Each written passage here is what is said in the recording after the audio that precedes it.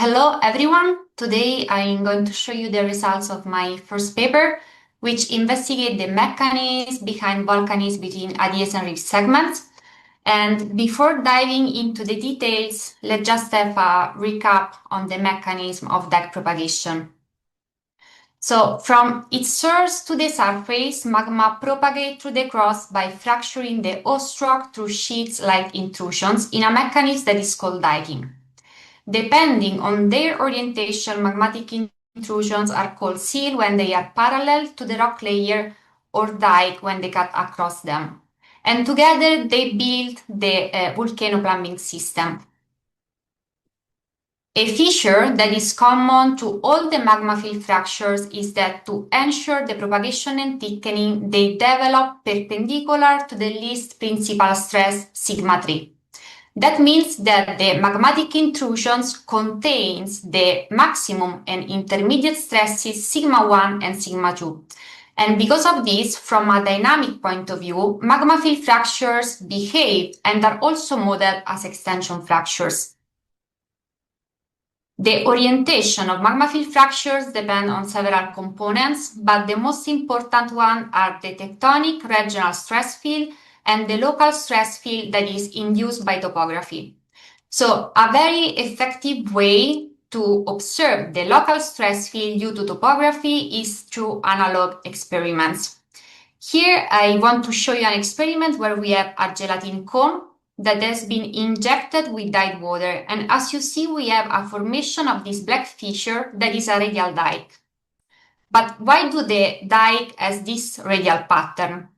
So if we look in map view at the stress configuration within the gelatin cone, we will observe that the sigma 3 is actually circumferential and the sigma 1 is radial. And as we have observed before, since magma propagates perpendicular to sigma 3, all the sigma 1 direction will give us the most likely magma propagation path for the dikes. However, volcanoes are dynamic landforms and they can change the morphology over time, so they sometimes can host, for instance, sectorial collapses. So in this case, a sectorial collapse will change the distribution of the stress field on the flank of the volcano that is hosting the collapse. And more specifically, the sigma 1, as you see here, will be deflected towards the edge and along the edge of the collapse curve. And indeed, the dike that was injected in the gelatin cone in this example is following basically the pattern of the collapse curve. And just as local stresses within volcano edifices are modifying magma pathways locally, at a larger scale, the topography that is changing over time in reef system is actually influencing magma propagation. So in reef system, volcanism is found either in a long axis location, and in these cases it will form during the early or late stages of extension, and it is organized into magmatic segments. These magmatic segments are segments within the reef that are formed by a felsic polygenic central volcano surrounded by mafic monogenic volcanic cones. But during the intermediate stages of extension, volcanism can shift in off-axis location. And recent numerical models have shown that this shifting from within the reef to the reef flank is actually due to a combination of tectonic stresses and the evolution of the crustal stresses within the crust with reef formation. And so, in other words, if we want to observe the stress distribution within the crust, in case of a flat topography and of a far field tensional stress field, we can imagine that our sigma 1 will be vertical and now sigma 3 will be horizontal. And in such a setting, we will have the formation of fractures, of faults, but also the vertical ascent of magma towards the surface. But as rifting is progresses, we have a focus mass reduction that will cause an unloading within the crust. And this will also cause a reorientation of the stress field. So the sigma 3 that before it was horizontal, in this case it becomes subvertical beneath the graben, and then it will transition to a sub-horizontal orientation toward the reef flank, resulting in off-axis volcanism. But reef systems are typically composed by different segments that can also be laterally offset. And within this offset, we can have a kind of semi-independent volcanotectonic domain, which accommodate extension and host a variety of volcanic activity. We can have stratovolcano, as Nyamuragira and Nigirakongo, or monogenic volcanic fields or calderas. But also in this transition zone, we have a very complex pattern of fractures, of faults, of dikes, and structural studies, together with some analog model, have found that this distribution is also due to the presence of persisting anisotropy. However, even though we know that tectonic clearly play a role in volcanism in reef systems, are there additional mechanisms that can be control the presence of magma between these transition zones? And so to answer this question, we selected 3 continental reef systems spanning 2 orders of magnitude of extension rates. With 0.07 millimeter per year of extension, we selected the Lower Rhine Graben, so we are in Germany. And as you see, the volcanic activity is focused at the southern termination of the Graben. So we have tertiary volcanic fields that are the blue triangles, mainly oriented north-south, and a quaternary volcanic field, that is the Eiffel volcanic field, oriented northwest-southeast. With approximately 2 millimeters per extension per year, we move to the western branch of the East African Reef System, where we have volcanic activity that focuses in the southern Kivu, Virunga, and Toro-Ankole volcanic provinces. And finally, with 5 millimeters per year, we move in southern Afar, so in the dadomagmatic segments, where you see the volcanoes are just sitting at the termination of the reefs. So the first method was to perform digital elevation model analysis. At first, we calculated the radial distance of every vent from their nearest Graben terminations. Then we decided to create the pre-reef topography by using a linear interpolation, and in these 3 maps you see the results for the 3 study areas. And once the interpolation went done, we created a series of SWOT profile within which we calculated the Graben depth as a measure of the subsidence and also proxy for unloading, the cumulative missing volume to estimate the total amount of displaced material, and the elevation difference between the reef flanks.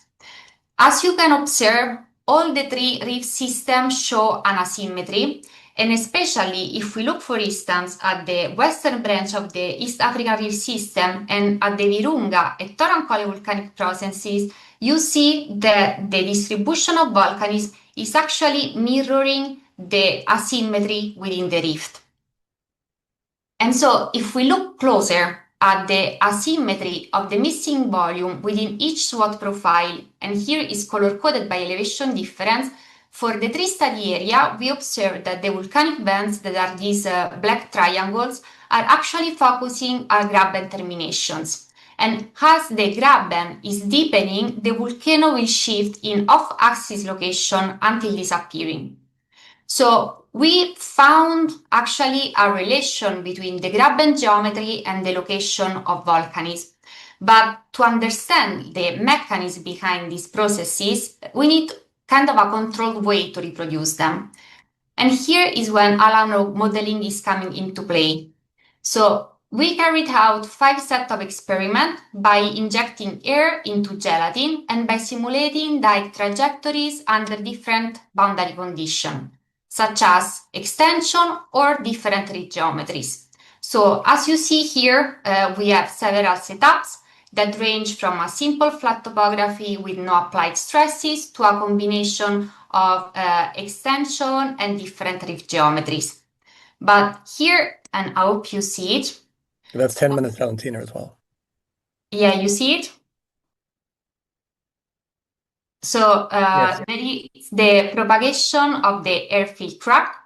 The crack will at some point bend toward the edge of the mold, and it will deflect, reaching the surface at reef terminations. And these fringes that you see here in the gelatin are actually giving us the differential stress field within the gelatin. So if we have a look at all the results, we have a side view and a map view in the central panel, and the red lines are the dike trajectories. The blue arrows indicate where we apply tension, and the brown boxes mark where we first place and then remove the molds. And we can observe three distinct patterns. So in presence of hydrostatic stresses, we will have subvertical cracks toward the surface. If we apply a tension, the gelatin at this point could relax, and therefore the trajectories will bend and converge toward the center of the box, giving us an echelon pattern at surface. But if we are having an excavation, like a rift-like depression, the trajectories first will go vertically and then they will deflect, either toward the flank of the molds or toward the terminations. So if we combine together the results from the DEM and the analog, we can observe that actually the majority of the volcanic vents and the surface arrival of the cracks are reaching the rift or mold terminations. And as soon as we move from the rift termination to the center of the graben, the volcanism will shift from within to the rift shoulders. But also was interesting to observe with the analog models that the cracks that were reaching the mold termination were actually injected from any injection point at the bottom of the box, while the ones that were reaching the off mold location were injected just beneath the mold.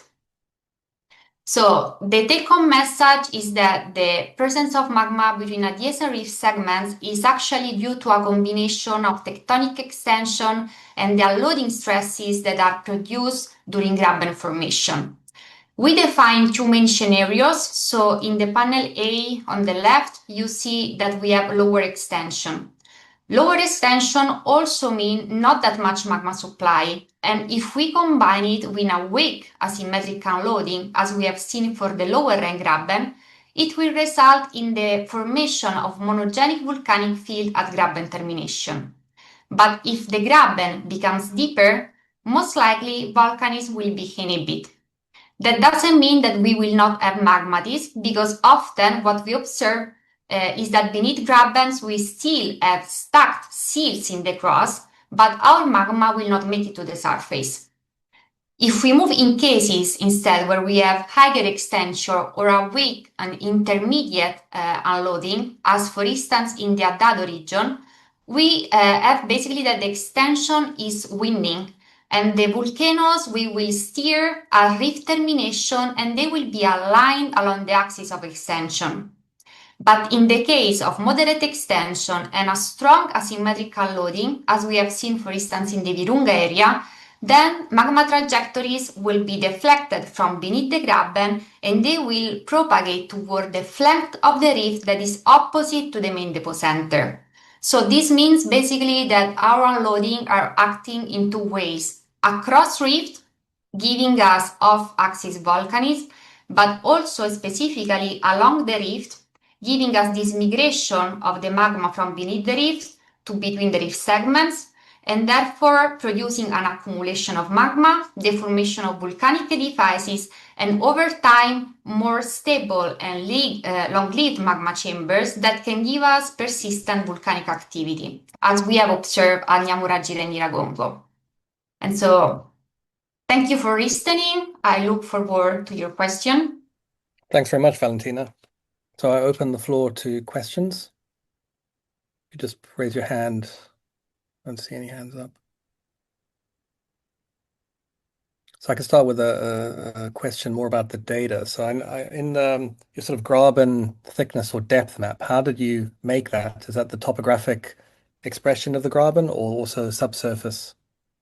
The interpolation? Yeah. How did Yeah. you make these? So I can show you. Actually, there are a few steps. So the first step was, of course, taking the original DEM. That is, in this case, since it's a regional study, is a 9 mm DEM and it's a Copernicus. Then the second step was creating a mask around the boundary of the graben. And so we removed it basically from the DEM. In the third step, we create a buffer, in this case of 5 kilometers around the boundary, because the interpolation, basically, it will fill the gaps in between the boundary using planar triangles. And it's important not to give all the DEM to have like the more accurate, basically, reconstruction of the topography. And in the end, yes, by interpolating these triangles, we obtain the resulting graben depth. That in this case is the depth from the top of the graben, let's say from the top of the boundary folds to the top of the sediments. So we are not accounting for all the sediments. We tried, but it is very complicated because not all the study area are evenly having the data sets to do that. And so we decided to take this amount of graben depth as a, let's say, it's kind of the smaller threshold of unloading that we can have. That means that actually the unloading effect will be even stronger. So, but this is the minimum threshold that we need to in order to have these mechanisms to work. Okay, thanks. Yeah. There's a question by Meher. Do you want to go for it? Thank you. Really nice talk. And my question is, you showed that during unloading, you have basically a graben formation and you have off-axis magmatism. But we see when rifts evolve, we see progressive localization of deformation. That means diking localizes within the rift. So we don't really see this off-axis magmatism. Instead, we see diking occurs in the rift center. We see also off-axis magmatism, but the most dominant one, as far as I know, is the diking within the rift valley. So how do you explain this?